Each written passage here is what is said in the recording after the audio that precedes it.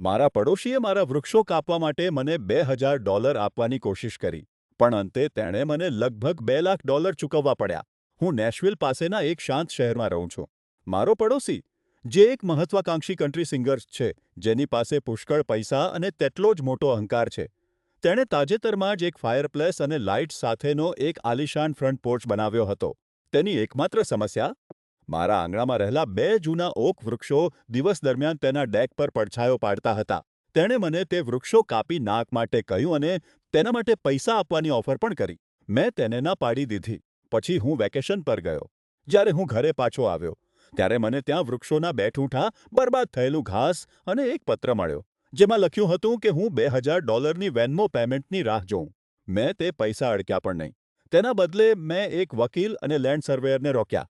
જ્યારે સર્વેયર કામ કરી રહ્યો હતો, ત્યારે મારો પડોશી બહાર આવ્યો અને મને પૂછ્યું કે હું પેમેન્ટ ક્યારે સ્વીકારવાનો છું.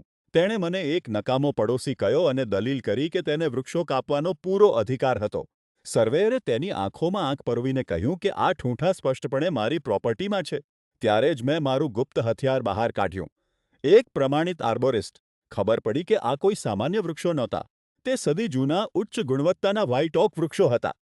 રહેણાંક વિસ્તારોમાં આવા વૃક્ષો ખૂબ જ દુર્લભ હોય છે અને તેનો ઉપયોગ મોંઘા ફર્નિચર અને સંગીતના સાધનો બનાવવા માટે થાય છે. કારણ કે તે લગભગ અપ્રતિસ્થાપિત હતા, આર્બોરિસ્ટે દરેક વૃક્ષના વિકાસના દરેક વર્ષ દીઠ $1,000નું મૂલ્ય આંક્યું. મારા વકીલે આ તક ઝડપી લીધી. કેસની કુલ કિંમત $2 લાખ સુધી પહોંચી ગઈ. અંતે પડોશીના પિતાએ તેને બચાવવા માટે પૈસા ચૂકવવા પડ્યા અને મેં $1,90,000ના રોકડ પેમેન્ટ પર સમાધાન કર્યું. હું મોટી રકમ લઈને ઘરે આવ્યો અને હવે મારા આંગણામાં 2 નવા નાના છોડ છે.